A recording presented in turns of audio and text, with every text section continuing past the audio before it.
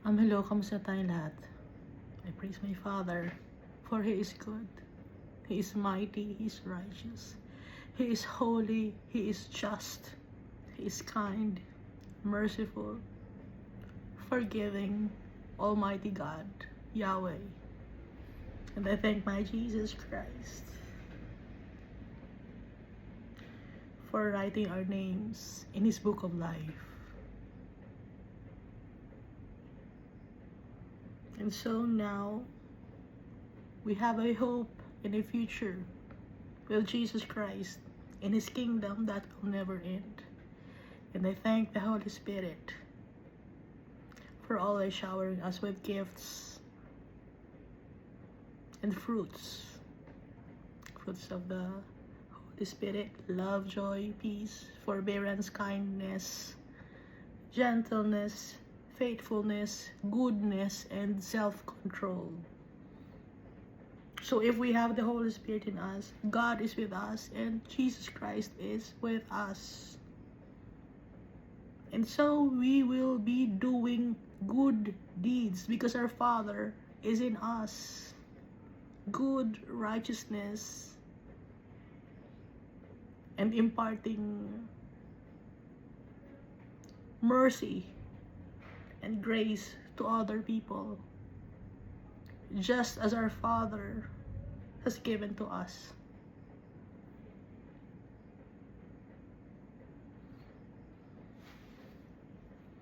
Last time we've finished reading 2 Samuel chapter 13. So that's about Amnon and Tamar. Ang other name of Amnon ay Abinoam, no? Yun ang kanong firstborn ni David. So binastos ni Amnon or Abinoam si Tamar, sexually abused his half-sister. And then hindi na nabanggit si Tamar, no? Nabanggit lang na last na pagkakabanggit kay Tamar ay nagpunta siya sa kanyang brother Absalom, brother niya sa kanyang mother and father. Iisa sila ng mother and father. So ang lolo nila ay isang king of Geshur. Ang nanay nila ay si Maaka. So hindi na nabanggit si Tamar, no? She was distressed and desolate because she was shamed by her brother. So ang ginawa ni Absalom, nag-antay siya ng 2 years. Yung galit niya, hinarbor niya. Nagantay siya ng 2 years, and then he killed his brother through his servants. Inutusan niya yung kanyang servants nung nalasing si Amnon or Abinoam. At hindi na rin nabanggit ulit si Tamar, no? Yung huling pagkakabanggit kay Tamar ay sa 2 Samuel chapter 13. At umalis ngayon si Absalom. Walang nagawa si David. Dahil alam ni David na yun ay ang mga nangyari sa buhay niya. Nag-away-away ang kanyang mga anak. It's because of the consequences of his sin when he killed Uriah.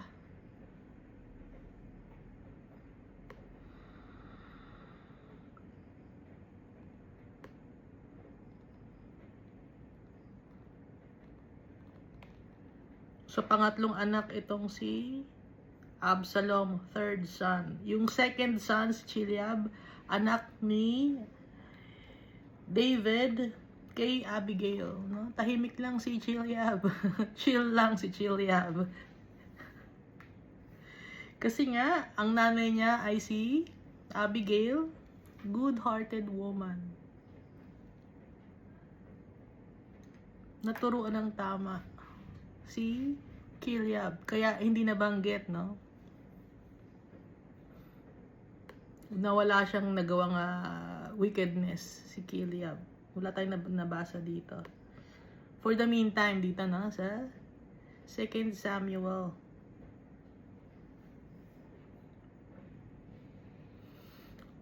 So si Absalom, tumakbo sa kanyang grandfather sa Geshur. Kasi ang grandfather niya ay king of Geshurites.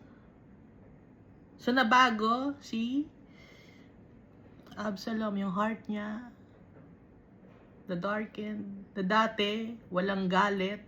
Ngayon, dahil sa inabuso ang kanyang sister, nagkaroon ng galit. And then, nagtago siya, nadagdagan yung kanyang kasalanan, nagkaroon ng galit. Nagplot siya ng galit, tapos inalagaan niya yung galit na yun. And then, nakapatay siya.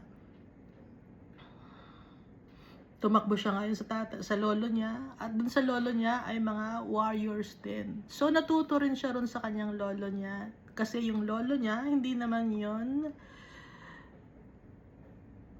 believer of the Almighty Father.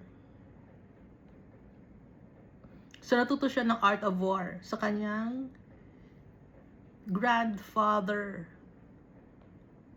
sa kanyang mother side. At syempre, ikinikwento ng King of Geshur kung paano naging asawa ni David yung kanyang nanay. No? Dahil ang ginagawa ni David, he plundered or raided the Geshurites. So nakipagkasundo ngayon ang King of Geshur para hindi na sila iguluhin ni David. Binigay na ang kanyang anak na si Maaka. Na si Maaka ay isang beautiful woman. Dahil itong si Absalom, gwapo siya. Pati si Tamar, gwapo. Ay, maganda si Tamar, no? So, habang nandun sa land of the Geshur, si Absalom, ito namang si Joab, gusto niyang mapabalik si Absalom sa Jerusalem. Kaya, ang ginawa naman ni Joab, gumawa siya ng plano. Gumawa siya ng istorya. Kumuha siya ng isang woman of Tekoa para kausapin si David. Kunyari, merong problema, yung woman of Tekoa. Pero ang totoo, ang problema ay patungkol kay Absalom. And since si David, meron siyang discerning spirit, tinanong niya na ang pinatutungkulan mo ba ay ako at yung anak ko?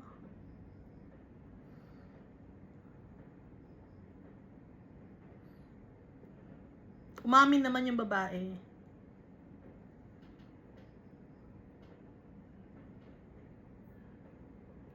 Na kinausap siya ni Joab. So ang ginawa ni King David, pabalikin si Absalom pero wag ipapakita sa kanya. At nagpasalamat si Joab.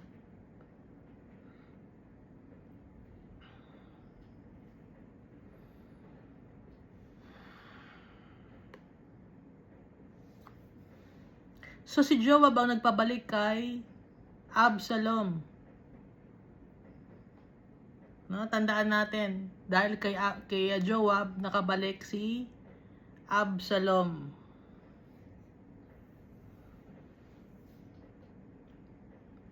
But King David said, "Let him return to his own house and do not let him see my face." Huwag mo ko ipapakita sa kanya. Ayokong bigyan siya ng audience. So Absalom returned to his own house but did not see the king's face. Ngayon tong si Absalom, gwapo siya from head to toe. Makapal ang kanyang buhok, hindi siya nakakalbo. Kasi ang kanyang buhok, pag ginupitan, 2 kilo. Hanggang saan ka pa 2 kilo yung buhok. Matangkad, gwapo, makinis. Ganda ng mata.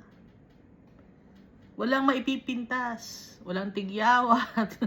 Makinis ang mukha. Maganda ang ilong. Pati ang lips. Makapalang hair. Pag makapalang hair, balbon yun.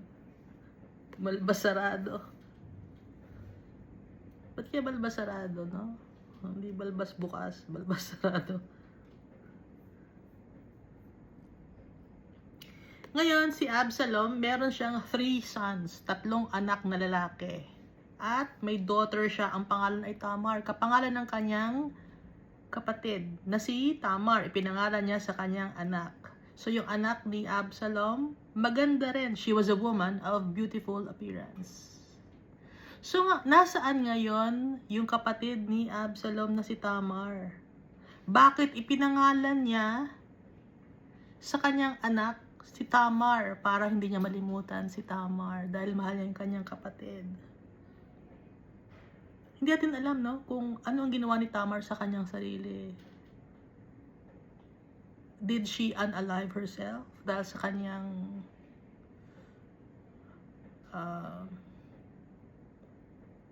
pagka-distressed or na-depressed ba si Tamar? Kasi ginawa lang siyang parang basura ni Amnon or Abinoam. So, kaya ba ganito ang galit ni Absalom kay David at kay Amnon? Dahil namatay ba si Tamar na kanyang kapatid? Kaya ngayon ang kanyang anak ay pinangalan niyang Tamar? Ganun ba yon? Kayo nga ang sumagot sa akin. Nagpakamatay ba si Tamar? Kasi hindi na nabanggit eh. Hindi na binanggit dito kung ano nang ginawa ni Tamar, kung ano nangyari sa kanyang future, no? So, nung nasa Geshur si Absalom, mga 3 years siya doon. And then, nung nakabalik siya sa Jerusalem, 2 years.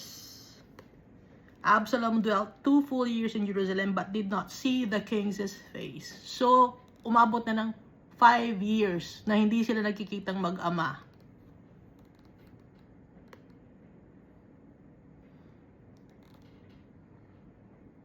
So, nawala na yung love and respect ni Absalom sa kanyang father. Pero ang gusto ni Almighty Father, di ba, nasa 10 Commandments yon, love, or honor your father and your mother, regardless of what they did. Pero anong ginawa ni Absalom? Hindi na niya nirespeto ang kanyang tatay. Kaya, yung heart ba ni Almighty Father na kay Absalom? Wala. At saka galit na ang nasa heart niya. Ano pa ang ginawa ni Absalom? Sinunog niya yung field, yung taniman ng barley ni Joab, para lang lapitan siya ni Joab at kausapin siya. Kasi ayaw siyang kausapin ni Joab dahil ano ni Joab na gusto ni Absalom na kausapin niya ang kanyang tatay.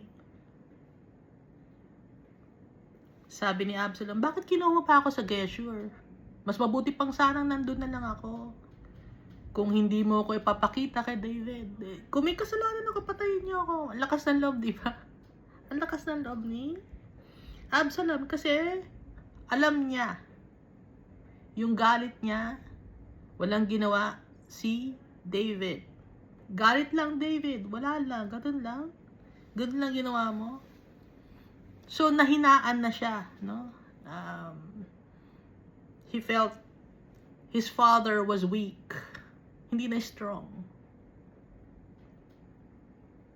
Verse 33 of 2 Samuel chapter 14. So Joab went to the king and told him, and when he had called Absalom, he came to the king and bowed himself on his face to the ground before the king. Then the king kissed Absalom. Siyempre, anak pa rin niya yon. Hinalikan niya ngayon yung anak niya sa pisngi. Niyakap niya. But Absalom was sizing up his father. Chine-check niya, ano bang kalagayan na ng tatay ko na to. no? Meron ng rift.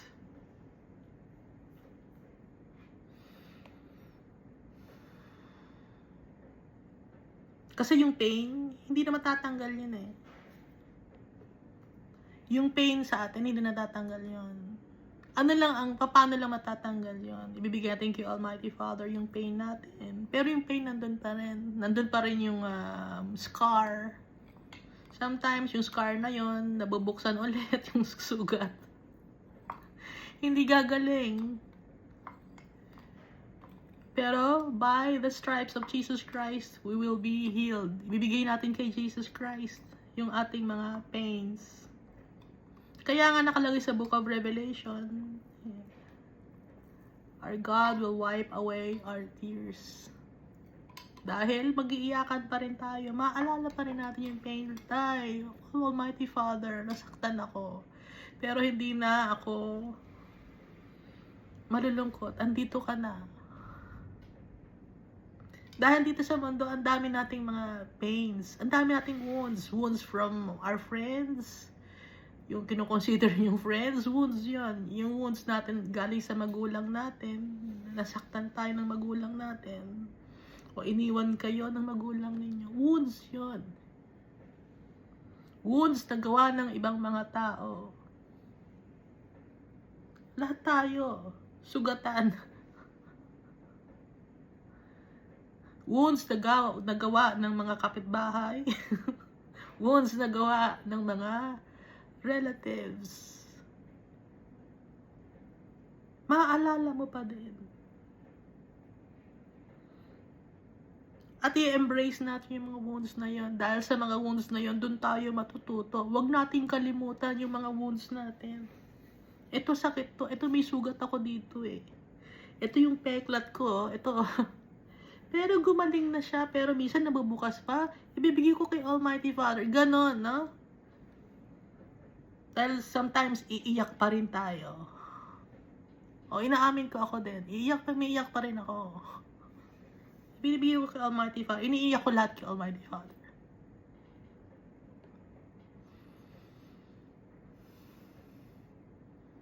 And ask for the strength of Jesus Christ. Dahil si Jesus Christ, mas marami siyang sugat kaysa sa atin. Ang sugat ni Jesus Christ hindi lang physical, mental and emotional pain. Yung naranasan nating pain ngayon, mas matindi pa yung pain na naranasan ni Jesus Christ. Binato siya, dinuraan siya, sinabunutan siya, hinila yung kanyang bigote, sinampal siya, kung ano-anong klaseng pambabastos ang ginawa kay Jesus Christ. Pero anong sabi ni Jesus Christ? Father, forgive them, for they do not know what they are doing. Pinatay na siya, ganun pa rin ang sabi ni Jesus Christ. Jesus Christ, He is awesome. He is our God, like the Almighty Father. Walang taong makakagawa nun ang ginawa ni Jesus Christ. In the past, or in the future, walang makakagawa nun. Si Jesus Christ lang.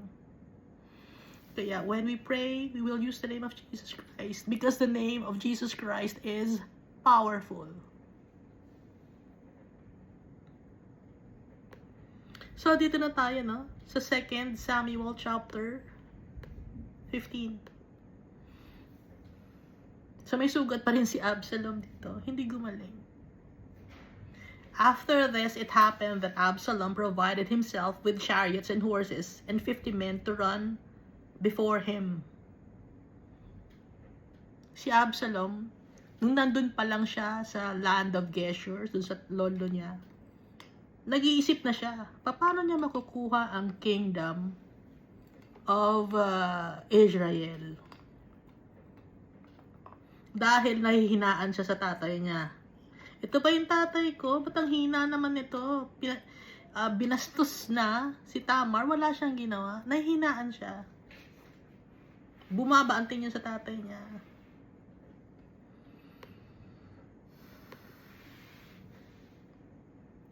So, anong ginawa ngayon ni Absalom? Nagpa-plot na siya.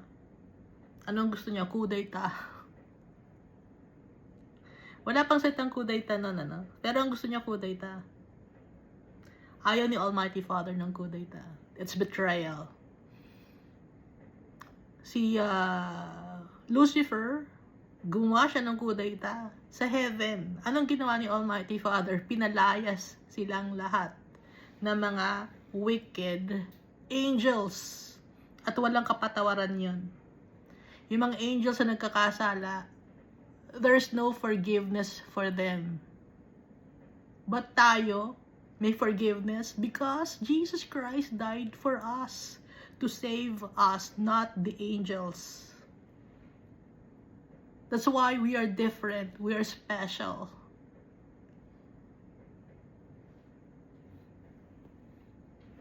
So, balik tayo dito, no? After this, it happened that Absalom provided himself with chariots and horses. So, nag-iisip na siya ng plano. Gusto niya ng chariots. Kailangan meron akong mga kabayo. Kailangan meron akong mga sasakyan. Ganon. Kung i-apply natin ngayon. Kailangan meron akong mga missiles. Kung kailangan may mga tauhan ako na tatao sa akin. Kailangan may kakampi ako. Ganyan sa politika, di ba? So, ganon din dito. Ang daming nakalagay sa Bible na applicable sa atin ngayon. Yung nangyari tungkol sa sexual abuse within the family. Andito, di ba? O about politics naman. Andito din. Lahat nandito sa Bible. That's why the Bible is the manual of our lives. After this, it happened that Absalom provided himself with chariots and horses and 50 men to run before him.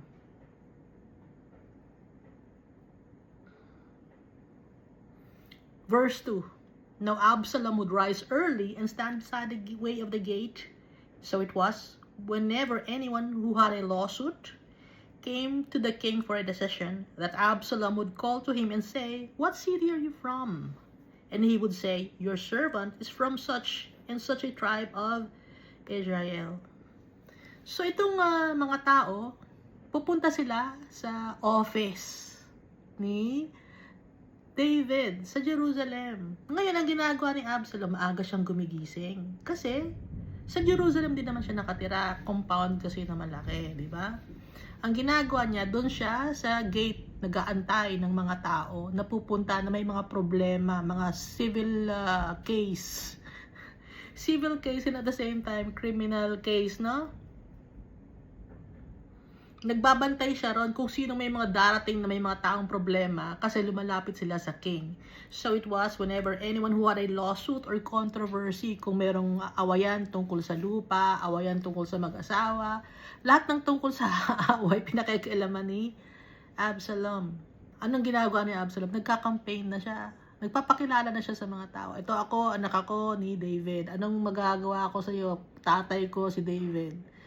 Gano'n, no? So, ngayon may campaign, no? Nagka-campaign na si Absalom. Kaya yung mga nangyari, ngayon, nangyari na rin noon. Walang bago. So, it was whenever anyone who had a lawsuit came to the king for a decision, that Absalom would call to him and say, "What city are you from?" And he would say, "Your servant is from such and such a tribe of Israel." Taga dito ako, sa tribe na to may problema ako. Sang city ka ba? Sino ba pangalan mo? Anong, very siya, friendly. Kasi nga nagka-campaign nga siya. Gusto niya magpakilala sa mga tao. Si Absalom. Verse 3. Then Absalom would say to him, "Look, your case is good and right." Alam mo, tama yung case mo Pinapatonize sa mga tao. Kinukuha niya yung loob. "But there is no deputy of the king to hear you." Pero walang tao dun sa loob ng walang makikinig sa'yo doon. Pero ang ganda ng case mo, madali lang gawin yan Kaya kong solusyonan yung case mo na yan. Sabi ni Absalom. Verse 4, moreover, Absalom would say, "Oh, that I were made judge in the land. And everyone who has any suit or cause would come to me." Alam mo, judge na ako dito Anak kasi ako ni David. No? Judge na ako, mataas na ang position ko rito. Wala na si Amnon, di ba? Ako nang nandito ngayon. So, Absalom had the gift of gab. Magaling magsalita si Absalom. Gwapo eh. Gwapo na to, lapitan ko to. Ang talino na to, gwapo pa to. Sino ba naman ang hindi lalapit? Gwapo na, talino pa oh, tangkad pa oh. Walang ka-pores-pores yung mukha, walang tigyawat. Makinis. Pagtitiwala ng tao, di ba? Usually, ang mga tao, very physical. Gusto nila maayos yung tao. Pero pag ang tao ay malinggit, ay hindi ko pagtitiwalaan yan. Pero itong si Absalom, maganda ang suot, ano siya, smart siya, manamit, gano'n. Very presentable ang itsura niya. So, saan niya nakuha to? Saan niya natutunan to? Sa kanyang grandfather, si Gesher. Magaling sa tactic, no? Strategic. So, ituloy natin, no? Nasa verse 4 pa lang tayo.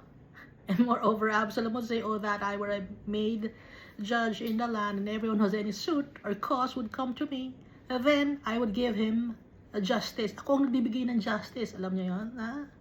Kasi anak ako na David. Ako ang magme-mediate sa inyo. Sino bang may problema sa inyo? Ako ang papagitna. Yun ang gustong ginagawa, ang ginagawa ni Absalom. Pag may problema, ako nga ayos niyan. So, gusto na niyang pumuesto sa Israel. Ganun, so bago pa man ang botohan, ganun. Pupwesto na agad siya. Maaga ang kanyang pagkakampaign. Long-term planning ang ginawa ni Absalom. Gaya ng pagpapatay niya sa kanyang kapatid na si Amnon or Abinoam. Long-term planning yung 2 years. Matyaga siya. Pero gagawin niya, ini-execute niya yung plan niya. Ito naman, si Absalom, matyaga rin siya. And so it was whenever anyone came near to bow down to him, that he would put out his hand and take him and kiss him. So, kung may tao na lalapit sa kanya at magbabow down sa kanya, ang gagawin niya, ilalabas niya yung kamay niya, hahawakan niya at iyayakapin niya. Parang imbis na babow down sa kanya, kinukuha niya yung loob na, brother mo ko, yakapin kita, gano'n, no? So, he was making connections.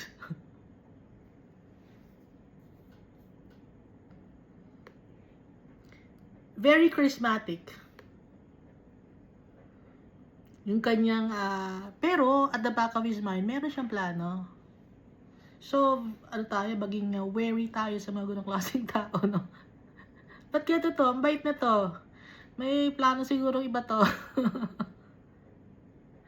Ha? Bakit, niyayakap ako na to? May mga plano siguro to, no? Kaya wag tayo magpapahawa o magpapayakap dahil may ano yon, ha? Ano ta, distance lang, ganyan. Mga 6 feet. Verse 6, in this manner, Absalom acted toward all Israel who came to the king for judgment.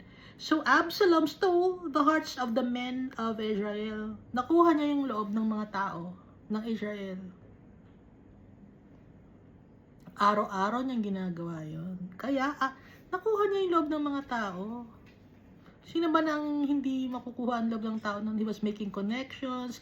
Uy, ang bait-bait ni Absalom, na gawa niya ng solution yung problema ko, or very inviting si Absalom, kahit saan imbitahan, pwede siya.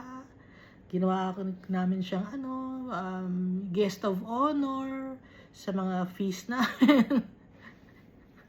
Payag si Absalom, ipapakilala ni King, son of King David, yun, no? Yun ang kanyang title. At judge of Israel. Verse 7, now it came to pass after 4 years. Sa ibang version, 40 years, no? Pero it's just 4 years. Kasi kay Josephus, 4 years. Si Josephus, siya ay nag-translate from Greek to English.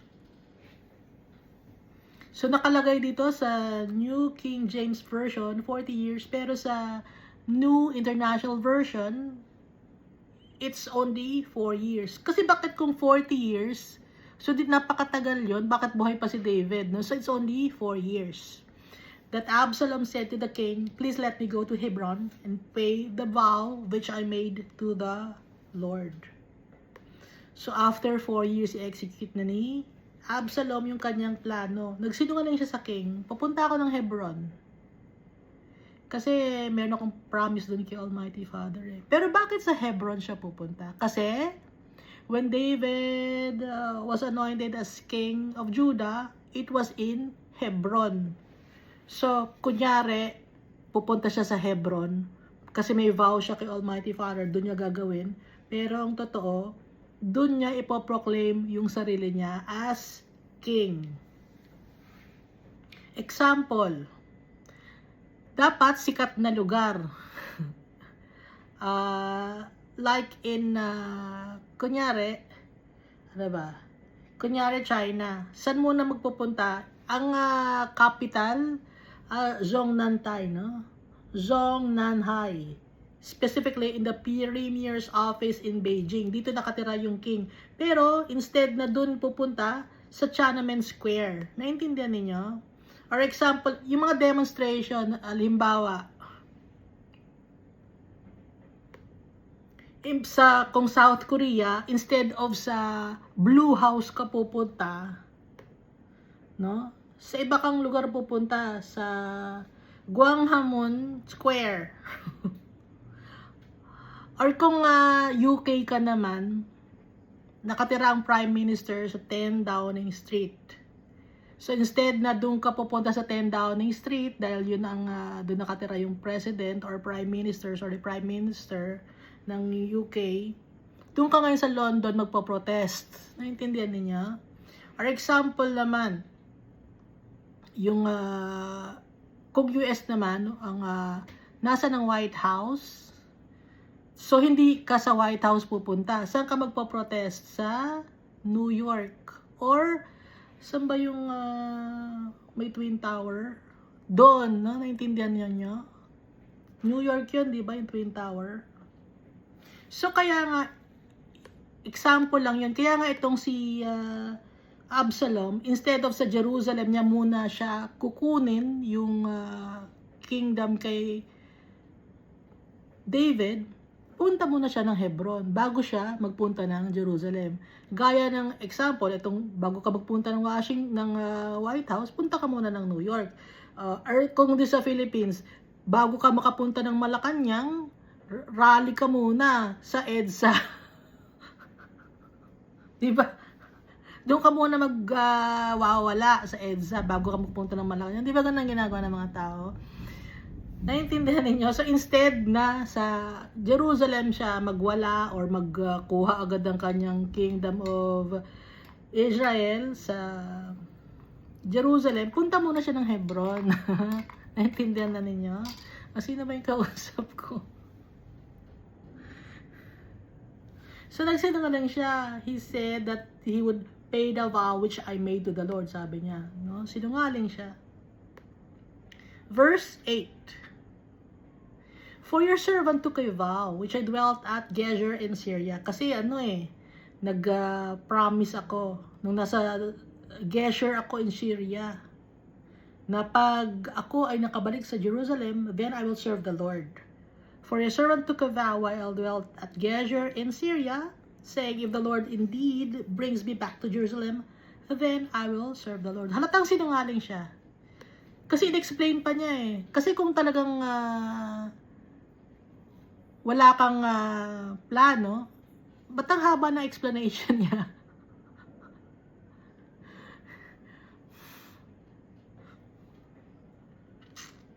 Pag ang tao nagsisinungaling ng haba na explanation, alam niyo yan ano? Ha? Kaya malalaman mo yung tao ay mahaba na explanation ito, paikot-ikot pa to. Ano ba talaga ang gusto nitong mangyari? Ganon, na? Kaya itong si Absalom halata, no? Nag-explain pa siya kasi nandun ako sa Gezer. Pag ibinalik ako sa Jerusalem, nag-promise ako kay Almighty Father na paglilingkuran ko siya. So matagal na siya nagpaplano to take over Israel. nagbago yung kanyang puso. Na kung siya mismo, no, ang magiging king, kung ang nangyari sa kanyang kapatid na si Tamar, siya ang magbibigay ng justice, hindi nabigyan ng justice ni King David kasi.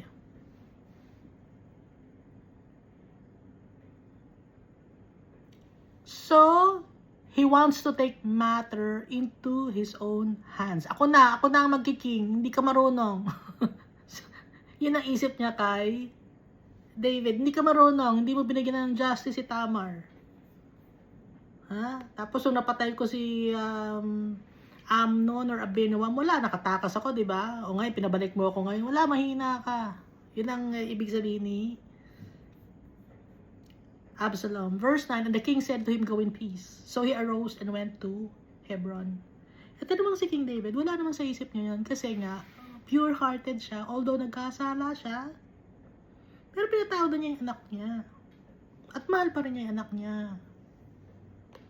Verse 10, then Absalom sent spies throughout all the tribes of Israel. Meron mga nag-ispiya. Check nyo. Ha? All throughout the 12 tribes of Israel, may mga tauhan na siya. Kasi nga, for 4 years, nandun siya sa gate ng bahay, sa labas ng gate ng Jerusalem. Nag-aantay ng mga tao na may mga problema. So, nakuha niya yung loob ng mga tao. Nagkaroon siya ng mga connections. Say, as soon as you hear the sound of the trumpet, then you shall say, Absalom reigns in Hebron. So, sa 12 tribe to, meron siya mga spy. Pag nakarinig kayo ng trumpet, isisigaw kayo, Absalom reigns in Hebron. Yun ay isisigaw ninyo, ha? Oh, di ba kayo pag nagrarally kayo, ganyan? Sino yung mga nagrarally? O, di ba, chapter by chapter kayo. Anong probinsya ka? Doon ka, di ba? O, tapos magma-merge tayo ngayon. Ganyan ang mga rally. Saan ka galing? Sa north. O, ikaw sa south. Ngayon, magkikita ngayon tayo sa EDSA. Ganun ang mga rally.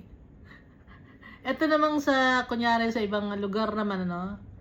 O, iba-ibang state tayo. Pero dito tayo sa New York pupunta. Social New York na. Sa iba naman, dito tayo sa Tiananmen Square. Bawat province sa China, dito tayo sa Tiananmen Square magtitipon-tipon. No? Naintindihan ba? Walang nakakaintindi sa akin. Naintindihan. Madali naman naintindihan na explanation. That's good. Verse 11. And with Absalom went 200 men, invited from Jerusalem, and they went along innocently and did not know anything. Ngayon itong si Absalom naman, meron siyang kasama mga 200 men galing sa Jerusalem, pero wala silang alam. Ha? Na-recruit sila pero unaware sila. Parang ngayon, mag-rally tayo. May mga sumasama, hindi alam, bakit meron? Ano meron? Magkakapera ka dito. Babayaran ka namin. So may mga ganang tao, kahit sa ibang bansa, napapasama sa rally, napapasama sa gulo. Hindi nila alam. Kung nangyari na ngayon to, mas lalo na noon pa. Ha? Walang bago. There's nothing new under the sun. Verse 12. Then Absalom sent for Ahithophel the Gilonite. Ngayon ito si Absalom, pinatawag niya si Ahithophel. Ahithophel the Gilonite. Ibig sabihin, from the family of Gilonite. Ahithophel means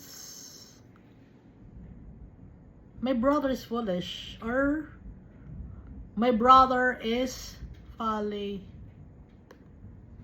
Pero itong si Ahithophel, magaling siyang mag-tactic, no? Pero kahit na magaling sa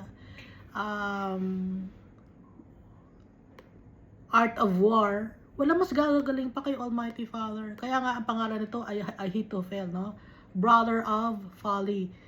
Isa siya sa mga counselor of David. David's his counselor from his city, from Gilo.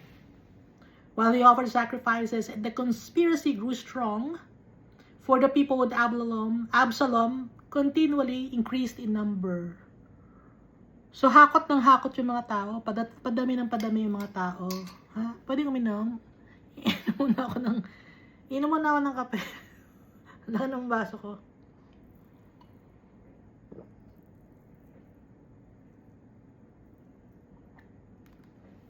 Minsan, inom na ako. Isang oras na kasi ako nagsasalita. Inom na ako. Ngayon, uminom na ako. Ha? And the conspiracy grew strong, for the people with Absalom continually increased in number.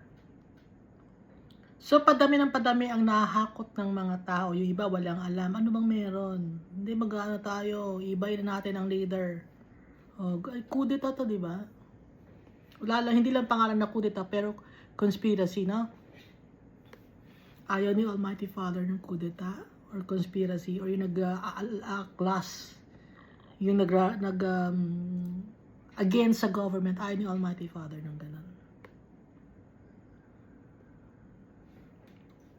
Bakit may government? Para may ayos ang mga tao. Kasi ang plano naman ng government, di ba, para lagi nasa ayos lahat ng kahit na corrupt, no? Si Almighty Father ang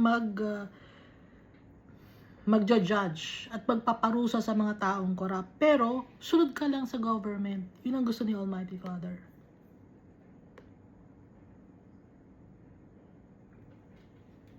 Verse 13, now a messenger came to David saying, the hearts of the men of Israel are with Absalom. So may mga salita na nakarating ka David. Siyempre, yung word of mouth, no? Palipat-lipat na yun. Anong nangyayari kay Absalom?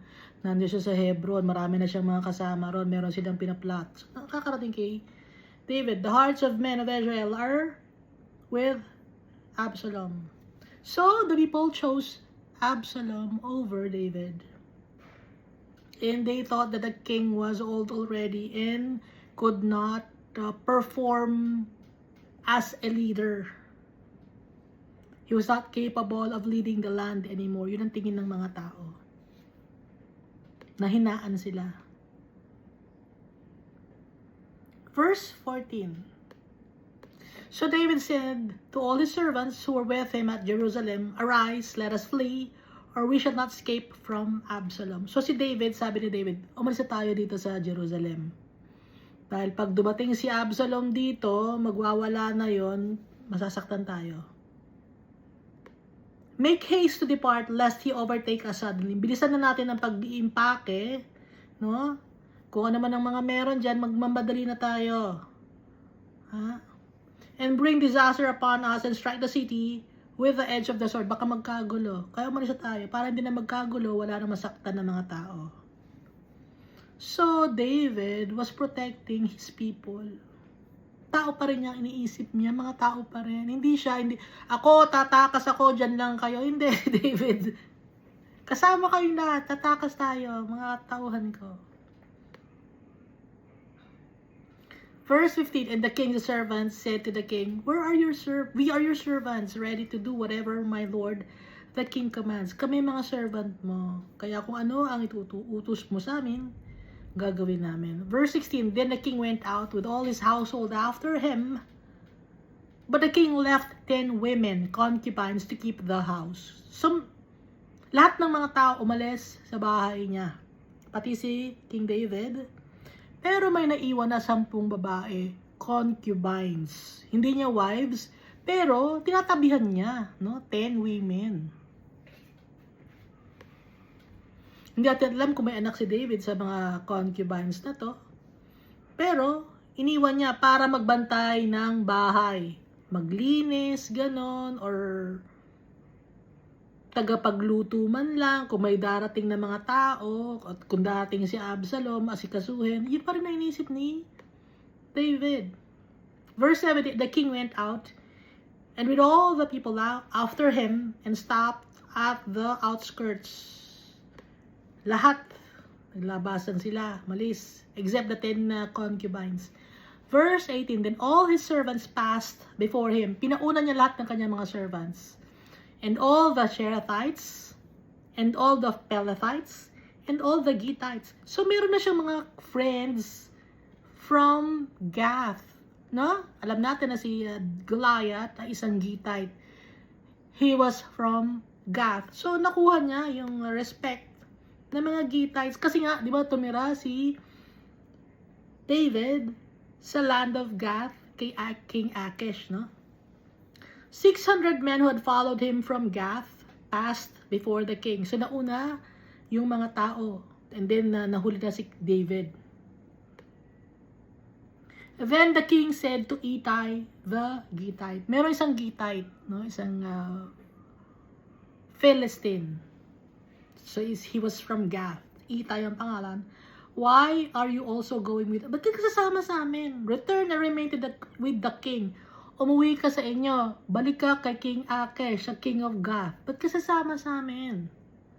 Madadamay ka para hindi ka madamay. Yun ang gusto ni David. To protect Ittai the Gittite. Ano pang sabi ni David? For you're a foreigner. Foreigner ka, hindi ka naman... Ba't ka tatakas? Foreigner ka. Isa kang Gittite. And also an exile from your own place. At galing ka sa iyong place, meron kang sariling lugar, may sarili kang bahay. Ba't ka pa... Andito ka na, nag-exile ka from your place to here, and then from here, mag-exile ka pa rin. Balik ka na lang sa inyo. Verse 20, in fact, you came only yesterday. Kahapon ka lang dumating, di ba? Si Ittai, kahapon lang dumating. Ngayon, aalis ka uli. Sumasama ka sa amin. Should I make you wander up and down with us today? Hindi ka ba napapagod? Up and down. Lalakad tayo, mahaba ang biyahe natin. Since I go, I know we're not where. At hindi ko alam kung saan tayo pupunta. Sabi ni David. Return and take your brethren back. Alam mo, bumalik ka. Bumalik ka sa land of Gath, sa king mo. Isama mo yung mga kaibigan mo, yung mga brethren mo, yung kamag-anak mo. Mercy and truth be with you. So, ayaw ni David idamay si Ittai the Gittite. Kasi nga, si Ittai ay isang Gittite. He was from Gath. Kalahi niya si Goliath, pero friend na niya. At gusto ni Ittai na magsilbi kay David.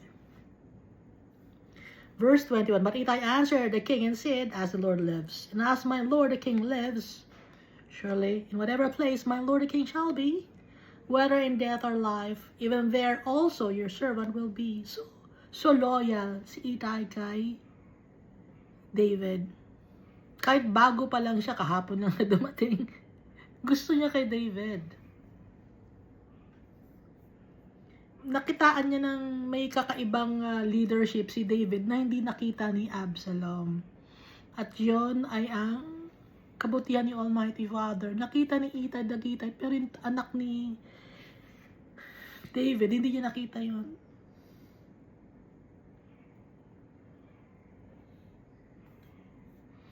Verse 22, so David said to Ittai, go and cross over. Sige, sumama ka na.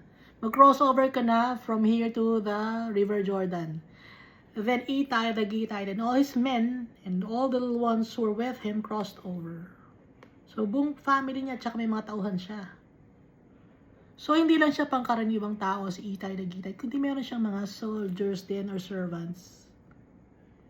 Verse 23. And all the country wept with a loud voice, and all the people crossed over. The king himself also crossed over the brook Kidron, and all the people crossed over toward the way to the wilderness. So, umalis sila ng Jerusalem. Crossed over the brook Kidron. Diba, nung nagkaroon ng kudeta o EDSA revolution, umalis yung leader, no, ng isang bansa, itong bansang to. Diba umalis? So, example lang yun, ha. Hindi ko sabing ito yun, no? Example lang yun, no? Na nangyari na, yung nangyari noon. Kailan ba nangyari noon? 1900s? 1800s? Nangyari na noong time ni David, ha? Verse 24, there was Zadok also, and all the Levites were with him, bearing the ark of the covenant of God. They set down the ark of God and Abiathar went up until all the people had finished crossing over from the city. So, pati yung Ark of God or Ark of the Covenant, dala-dala nila. Hindi na pwedeng hawakan yun. Paano nila nadadala? May dadalalas lang stick. Ngayon, may ring yon, may stick yung ring. Para mabuhat yon.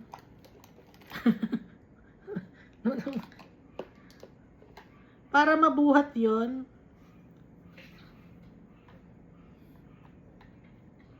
Kunyari, ito yung Ark of the Covenant. Nakaganyan. No? Pero may ring, ha? May nakapasok na ring. Ha? May nakapasok na ring, tapos nakaganyan. So, hindi, itong kunyari, ito yung Ark of the Covenant, hindi na pwedeng mahawakan to.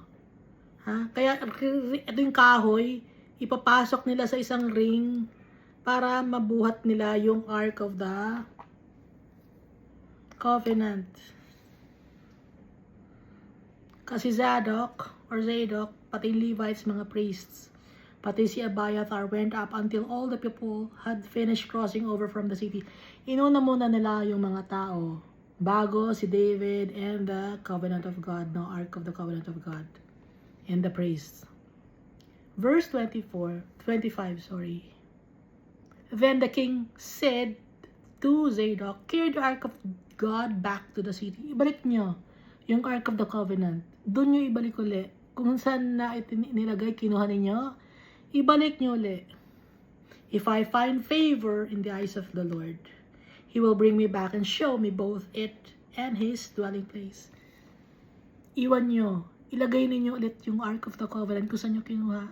Ngayon, kung gusto ni Almighty Father na ma-retain ako as King of Jerusalem and King of Israel, makikita ko ulit yun at maibabalik sa akin ang Israel. Kaya ibalik ninyo.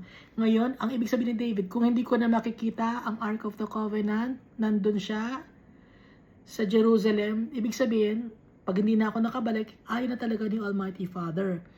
Pero, pag nakita ko ulit yung Ark of the Covenant at nandun ulit sa Jerusalem, kung saan nyo binalik, ibabalik niya ako as King of Israel. Verse 26. But if he says, thus I have no delight in you, here I am. Let him do to me that seems good to him. Ang bait ni David, di ba? Nagpapasakop siya kay Almighty Father. Sabi niya, kung hindi masaya sa akin si Almighty Father, kasi inaamin niya yung kasalanan niya eh. Yun ang gusto ni Almighty Father, magpapakumbaba tayo sa Kanya. Aaminin natin para ma-heal tayo. Para yung mga wounds natin gumaling. Although may peklat, maaalala natin yung mga wounds natin, gumaling. Minsan sumasakit pa rin yung pain. Pero alam natin, si Almighty Father, tsaka si Jesus Christ, papagaling niya tayo, no? At the last days. Wala nang pain and suffering. Kasi ang alam lang ng tao na pain and suffering is yung mga sakit. Ang sakit natin, kasalanan. Kaya si Almighty Father, sabi dito, ni David, but if he says, thus, I have no delight in you, here I am. Let him do to me as seems good to him. Kung ano ang gusto ni Almighty Father na mangyari sa akin, gawin niya. Siya ang masunod. Kaya tayo, Lord, ikaw masunod sa buhay ko. Napakasakit, di ba? Ibibigay natin yung will natin kay Almighty Father. Napakasakit, no? Dahil hindi natin alam kung anong will sa atin ni Almighty Father, but we must trust Him. Ganun ang ginawa ni David. I have no delight in you, here I am. Let him do to me as seems good to him. Nung sabihin ni Almighty Father na hindi siya masaya sa atin, gawin ni Almighty Father kung anong nararapat para maging worthy tayo sa kanyang paningin. Verse 27, the king also said to Zadok the priest, are you not a seer or a prophet? Return to the city in peace, and your 2 sons with you. Sabi ni David, hindi ba ikaw ay isang prophet or seer? Bumalik ka sa city in peace, and your 2 sons with you. Ahimaaz, your son, and Jonathan, the son of Abiathar. So, dalawa, no? Si Ahimaaz and Jonathan. Kaya sasabing your 2 sons with you, kasi parang anak na rin niya si Jonathan, although anak siya ni Abiathar. Kasi pareho naman silang Levites. Verse 28, see, I will wait in the plains of the wilderness until word comes from you to inform me. Doon ako sa wilderness mag-stay. Hanggang sa may dumating na balita galing sa inyo. Verse 29, therefore Zadok and Abiathar carried the Ark of God back to Jerusalem and they remained there. Ibinalik niya na yung Ark of the Covenant sa Jerusalem.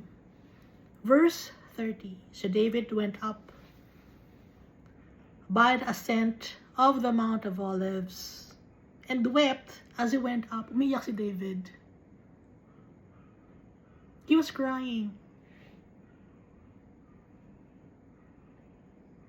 Naalala niya yung kasalanan niya, naalala niya yung bagay na nakapagpalungkot kay Almighty Father. Nagsisisi siya.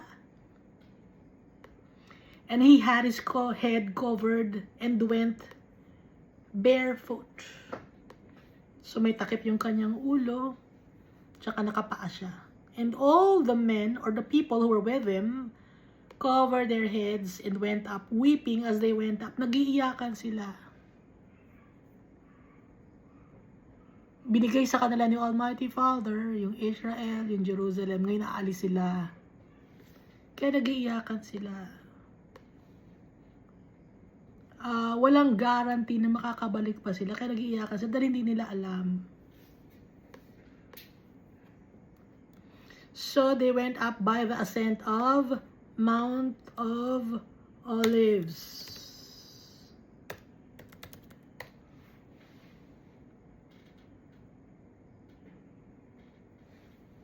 Saan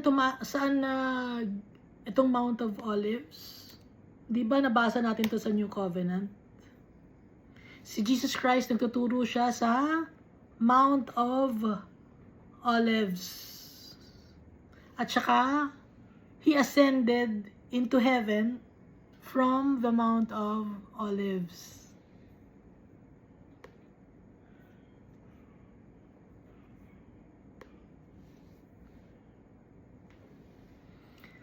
So hindi alam ni David itong inaakyat nila na Mount of Olives after hundreds of years, dito ang magiging place kung saan mag-ascend si Jesus from earth to heaven.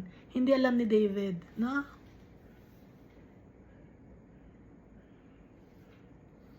Na very important yung place of Mount of Olives.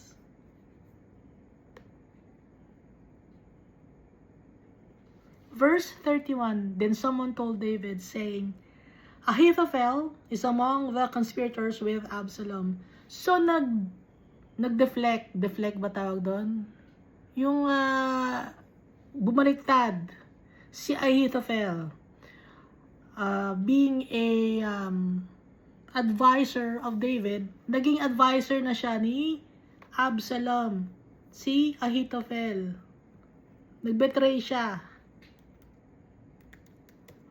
Binetray niya si David. Pwede naman siyang umayaw, hindi, ayoko kay David ako. Pero, gusto niya, willing siya, si Ahithophel.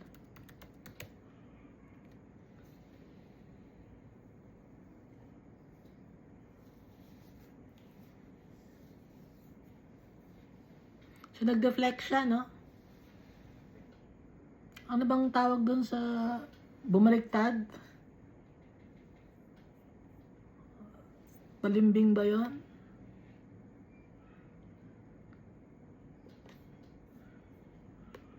Tuloy natin.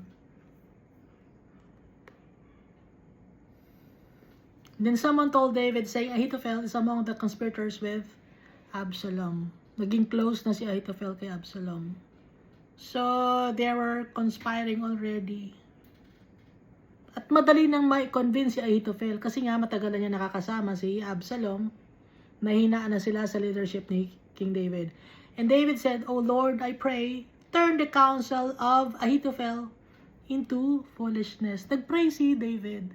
Lord, alam ni David yung capability ni Ahithophel na siya ay isang a very cunning person or smart, knowledgeable. Pero nagpray si David, Lord, yung utos or yung advice ni Ahithophel, gawin yung foolishness po, Lord.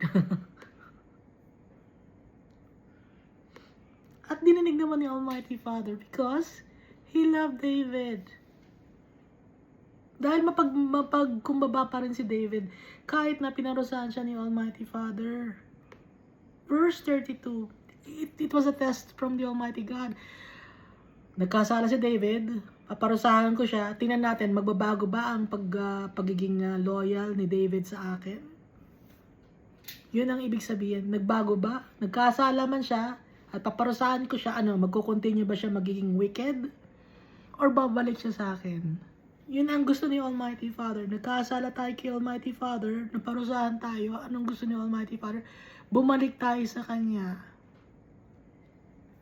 Verse 32, Now it happened when David had come to the top of the mountain where he worshipped God. Nandun na siya sa Mount of Olives, no? Sa top na ng mountain. There was Hushai, the Archite. Habang win-worship niya si Almighty Father, nandun si Hushai, Archite, coming to meet him with his robe torn and dust on his head. Ano to? Si Hushai, siya ay loyal siya kay David. Si Hushai. Padala siya ni Almighty Father to support David.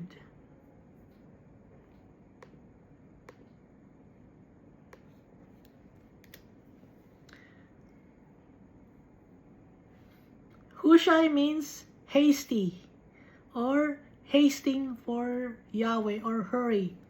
Ang bilis ng sagot ni Almighty Father kay David. Ang prayer ni David, di ba?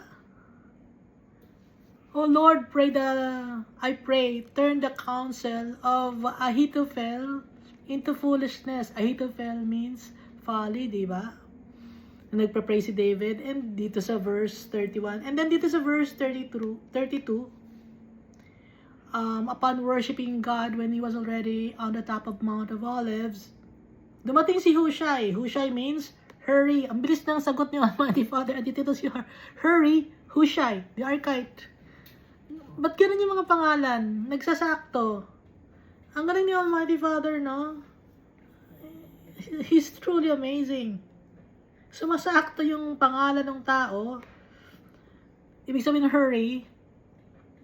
Dahil kailangan ni David ng tulong, ito, pinadala niya si Hurry, si Hushai, the Archite, coming to meet him with his robe torn and dust on his head. So, he was also lamenting of the predicament of King David. Verse 33, David said to him, If you go on with me, then you will become a burden to me. Huwag ka nang sumama sa akin, magiging pabigat ka pa sa akin. Sabi ni David. Verse 34, But, if you return to the city, kung babalik ka sa city, and say to Absalom, I will be your servant, O king, as I was your father's servant previously, so I will now also be your servant, then you may defeat the counsel of Ahithophel for me. Huwag ka nang sumama sa akin kasi magiging pabigat ka pa. Ito na ang gawin mo. Balik ka sa Jerusalem. Sabihin mo na ikaw si Hushai, advisor kita, na ikaw ngayon ang magiging advisor niya para matalo niyo ako, para ikaw ngayon ang kung may advice si Ahithophel, kontrahin mo yung advice si Ahithophel. That you may defeat the counsel of Ahithophel for me. Ang bilis ni Almighty Father sumagot, no? Hurry. Si Hushai. Verse 35. And do you not have Zadok and Abiathar the priest with you there? At huwag kang mag-alala, may kasama ka doon.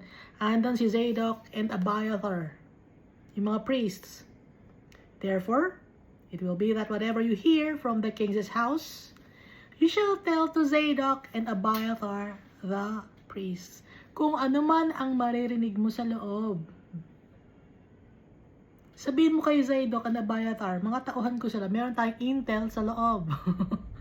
Si Zadok and Abiathar. Kaya huwag ka mag-aalala, may mga tao tayo sa loob. Hushai, balik ka na lang doon. Okay?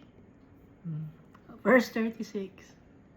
Indeed, they have there with them their two sons, Ahimaaz, Zadok's son, and Jonathan, Abiathar's son, and by them you shall send me everything you hear.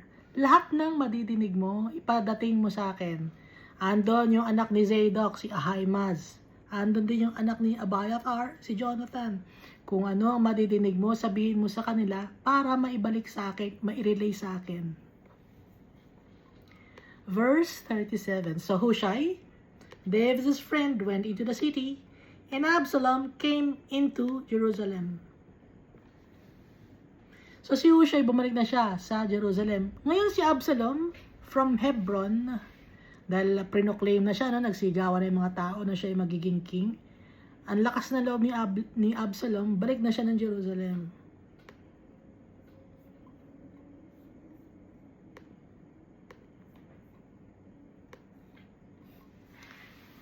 Dito tayo sa sa chapter 16 ng 2 Samuel. When David was a little past the top of the mountain, there was Ziba, the servant of Mephibosheth. Natatanda niya ba si Mephibosheth? Sino ba nakikinig sa akin? Naman nakikinig sa akin ako lang to.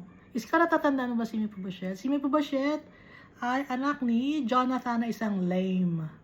At si Ziba ang pinagkatiwala ni David na alagaan si Mephibosheth pati na ang kanyang mga properties. Ibinalik ni David ang mga properties ni Saul sa kanya through Mephibosheth. Kaya yung lupa at saka lahat ng mga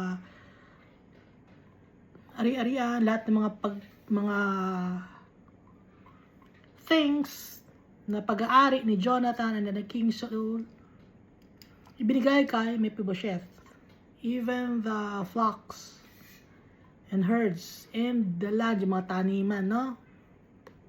Si Ziba and his servants and sons ang nag-oversee para kay Mephibosheth. Si Mephibosheth, may anak siya. Si Mephibosheth, nakatira sa Jerusalem kay King David, dun siya kumakain. Ituloy natin. When David was a little past the top of the mountain, there was Ziba, the servant of Mephibosheth. Nagkita ni David si Ziba, who met him with a couple of saddled donkeys, and on them 100 loaves of bread, 100 clusters of raisins, 100 summer fruits, and a skin of wine. Si Ziba may dadala mga pagkain, may donkey, may 100 loaves of bread, ang dami nun. Clusters of raisins, dried grapes, summer fruits like fig fruits, no? And a skin of wine. Skin of wine, madami yon. Verse 2, and the king said to Ziba, "Oh, ba't nandito ka? Ba't may dala ka mga pagkain na ganyan napakadami?" And the king said to Ziba, "What do you mean to do with this?" Bakit meron? Bakit may dala ka mga donkey na may mga pagkain? Ano ibig sabihin yan? Sabi ni David. So Ziba said, "The donkeys are for the king's household to ride on." Yung mga donkey na to, ang dami nito, dito kayo sasakay eh. Ngayon, may para pa yung pagkain kayo, the bread, the summer fruit for the young men to eat, and the wine for those who are faint in the wilderness to drink. Para pag nagpunta kayo ng wilderness, papalayo na kayo ng Jerusalem, palayo na kayo, aalis na kayo, di ba? Di ba, alis na kayo? Parang ganun ang gusto sabihin, aalis na kayo, ito yung mga donkey, sakyan na ninyo. Yung mga pagkain, pagkain kayo sa daan. Samantalang nandun lang naman sila sa Mount of Olives para mag-antay. Hindi naman sila aalis eh. Doon pa lang sila, Ba't nagmamadali itong si Ziba? Basahin natin, no? Then the king said, and where is your master, your son? Asan si Mephibosheth? And Ziba said to the king, indeed, he is staying in Jerusalem. Nandun siya sa Jerusalem. For he said, today, the house of Israel will restore the kingdom of my father to me. Nakita na natin na may pagnanasa din si Mephibosheth na maging king of Israel. Nung una, di ba, ako ay iyong servant, no? Walang-wala ako, sabi ni Mephibosheth. Kaya nga siya naging lame eh. Ginawa siyang lame ni Almighty Father. Inallow ni Almighty Father na maging lame si Mephibosheth nang sa ganon. Mapigilan man lang si Mephibosheth sa kanyang plano. Dahil may plano si Mephibosheth. Alam ni Almighty Father lahat.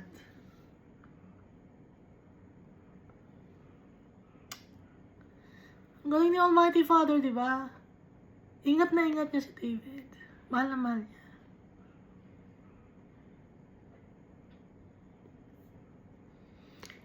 At itong si David, nainis siya dahil tinutulungan niya si Mephibosheth eh. Tapos ngayon itong si Mephibosheth, gusto pala na ariin yung kanyang kingdom or yung kingdom of Israel.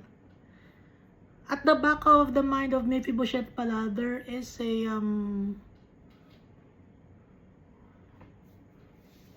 treachery, no? Traitor din. Kasi masama ang utak talaga ng tao. Hindi ako nang yayaman nun. Lahat ng tao kasi ganon. Gusto ng power, wealth, and fame.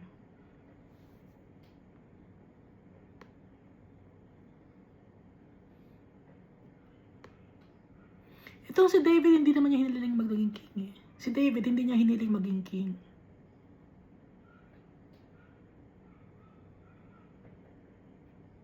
Hindi niya gustong maging king. Si David, ayaw niya. Kaya nga, di ba, si King Saul, ang tawag pa rin niya, si King Saul, you are the Lord's anointed. Hindi naman niya gusto. Bakit naging king si David? It's because of the Almighty Father. Ngayon, yung mga taong to na gustong maging king, hindi to gusto ni Almighty Father. Alam ni Almighty Father lahat. Ha?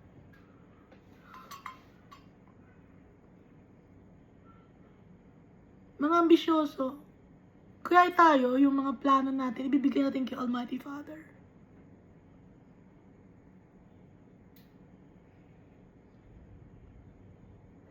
Verse 4. So the king said to Ziba, here, all that belongs to Mephibosheth is yours. Alam mo, kung ano ang meron kay Mephibosheth na mga binigay ko, na binalik ko sa kanya, sa'yo na lahat yan. And Ziba said, o tuntua naman si Ziba, and Ziba said, I humbly bow before you that I may find favor in your sight, my Lord, O King. Kasi dapat si Mephibosheth, nandun siya kasama ni Ziba dahil nga tumatakas na sila, diba? Ngayon, itong si Mephibosheth, gusto niya dun sa Jerusalem kasi nga baka ibalik na sa akin ang kingdom of Israel dahil lolo ko si King Saul. So, kaya nga si Almighty Father, tinanggal niya si King David. Tinanggal niya si King Saul. Tinanggal niya si Jonathan and the sons of and the yung four sons of King Saul tinanggal ni Almighty Father. Si Ishbosheth, tinanggal niya. Si Jonathan, yung iba pang mga kapatid. Tapos itong apo na si Mephibosheth, ginawang naging lame. Tinanggal ni Almighty Father, nilinis niya lahat. Yung pala, kahit na lame si Mephibosheth, meron siyang pagnanasa maging king.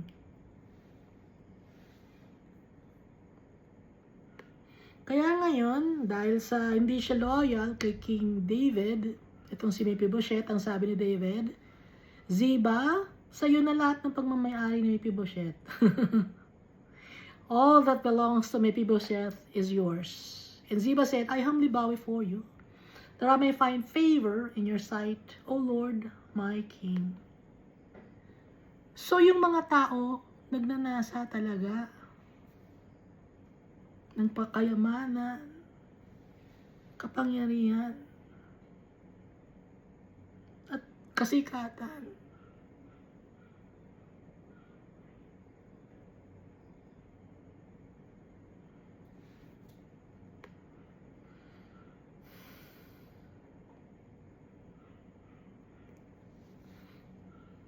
So tayo, paano tayo? Ibibigay natin lahat kay Almighty Father. Lord, ikaw magiging sikat, Lord. Hindi ako, Lord. Ikaw, pangalan mo, Almighty Father. At kung ano yung will mo, yun ang masunod. Dahil ikaw, Almighty Father, you are good.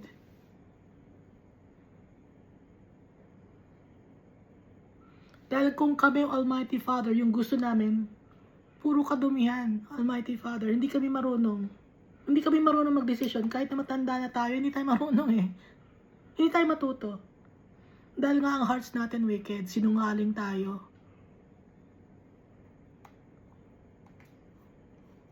Lahat selfishness, greediness, mga duwag tayo. Paano lang tayo mahihila? Aminin natin, aakuin natin, tatanggapin natin. Inaako ko, Lord. Ang kasalanan ko talaga, Lord. Accountability.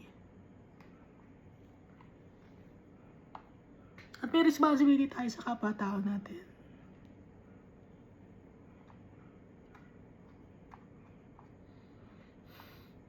At kung kailangan natin ng justice, hihingi tayo kay Almighty Father. Justice, Lord God. Kayo po ang mamumuna sa akin, Lord. Kung anong gawin mo, kung anong gusto mo, kung anong... Dahil kung kami yung Almighty Father, wala kaming magagawa. Kaya lang naman tayo may value. It's because of the Almighty Father. On our own, worthless tayo. Wala tayong kwentang tao. Hindi niyo ba alam yun? Worthless tayo without our Father, without Jesus Christ. Ang tao, pag wala sa heart niya, si Almighty Father, tsaka si Jesus Christ at ang Holy Spirit, saan na mapupunta yung kaluluwa niya? Sa eternal damnation. So, kung sa eternal damnation, ano yun? Worthless. Walang kwenta. Nagkakaroon lang tayo ng value, nagiging treasure lang tayo dahil kay Almighty Father because of His goodness and faithfulness and mercy. He sent Jesus Christ to us to teach us, for us to understand, but we cannot understand still. Why? It's because our hearts are wicked. Unless magpapakumbaba tayo sa tatay natin. Ayaw natin aminin ng totoo. Binubulag tayo ng sarili nating pag-iisip. Magpakumbaba tayo sa tatay natin. Ayaw ni Almighty Father ng prideful.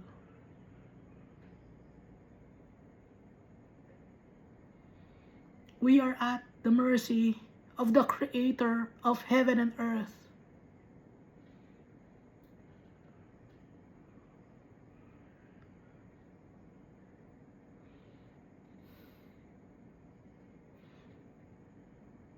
Sabihin natin ang totoo sa kapwa-tao natin.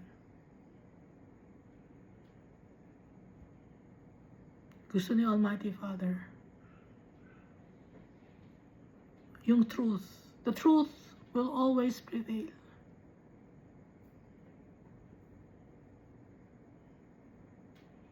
Marami tayong pagkukulang, alam ni Almighty Father yun.